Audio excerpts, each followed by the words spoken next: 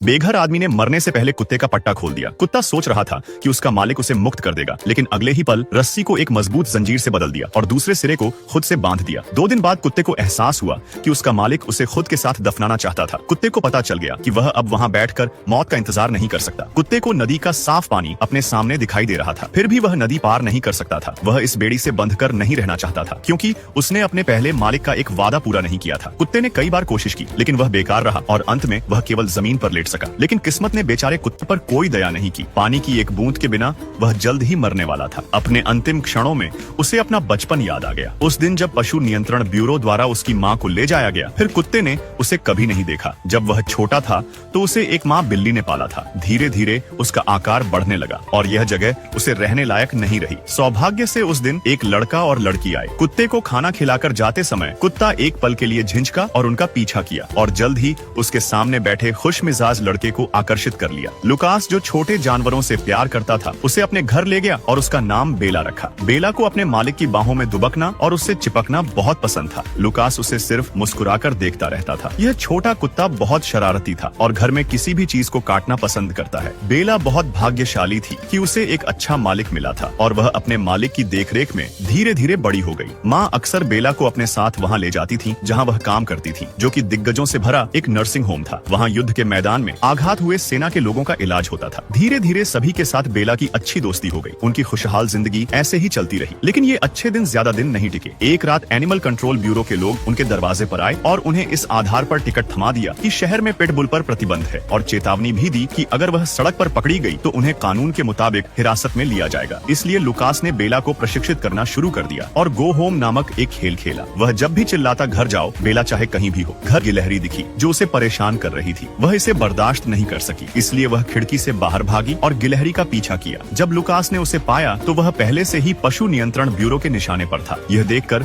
Lucas ने जल्दी से रस्सी खोली और बेला को घर जाने का आदेश दिया। लेकिन इस बार बेला अपने मालिक के सामने खड़ी रही। उसे लगा कि उसके सामने खड़ा आदमी उसके मालिक को नुकसान पहुंचाएगा, इसलिए उसने किसी भी कीमत पर वहां से जाने से मना कर दिया। अंत में उस आदमी ने उसकी गर्दन पकड़ी और उसे पशु जेल में ले गया।